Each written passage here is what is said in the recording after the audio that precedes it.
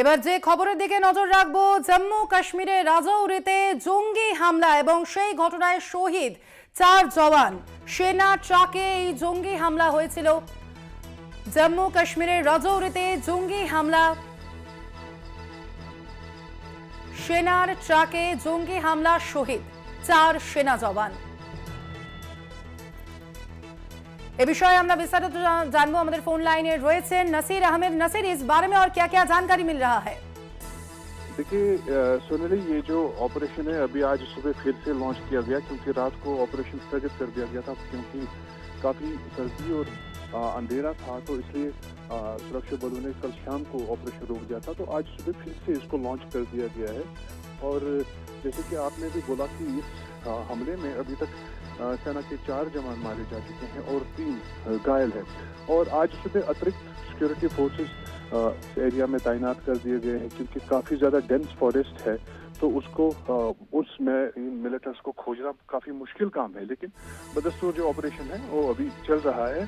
और पुलिस और security forces का कहना है कि 3 मिलिटेंट्स जो है वो इस हमले में इन्वॉल्व हैं और उनको खोजने का काम जारी है।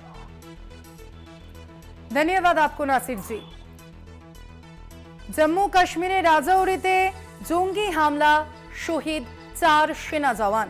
गत 1 मासे उपत्यकाय এই নিয়ে দ্বিতীয় জঙ্গি হামলা।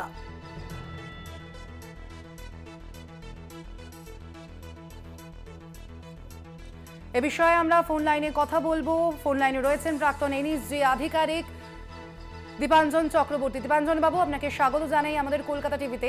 দীপাঞ্জন বাবু, এই যে একেবারে গত 1 মাসে এটা নিয়ে দ্বিতীয় হামলা উপত্যকায়, কি বলবেন? গত 1 বছরে মানে 2023 ধরুন এই বছরটাতে কতগুলো এনকাউন্টার হয়েছে এবং কতজন টেরোরিস্ট এলিমিনেট হয়েছে আপনি জানেন? আপনার কাছে সে খবরটা নেই। তো ব্যাপারটা হচ্ছে যে মোটামুটি 180 জনের মতো টেরোরিস্ট এলিমিনেট হয়েছে 200-র উপরে বেশি এনকাউন্টারে কাশ্মীরে। তো সেখানে যদি 3টে ঘটনা হয়, ওটাকে হাইলাইট করার মতো কোনো ব্যাপার নয়, বাট এটা ঠিক 3টে কেন একটা হওয়াটা উচিত নয়। আপনি যদি জম্মু কাশ্মীরের টোপোগ্রাফি টেরেন দেখেন, সেখানে এক্সপোজার অনেক বেশি হয়। তো 3টেও হওয়া উচিত নয়, 3টে যেটা হয়েছে 3টেও হওয়া উচিত নয়, but that is theoretical. Practically it's not possible. ব্যাপারটা হচ্ছে এইরকম ইনসিডেন্ট হওয়ার পরে ড্যামেজ কন্ট্রোল কত তাড়াতাড়ি করা যায় এবং কাউন্টার রিটালিয়েশন আমরা কতটা করতে পারি, সেটা হচ্ছে। তো সেই নিয়ে এই মুহূর্তে চিন্তার কারণে এবং আরেকটু হবে।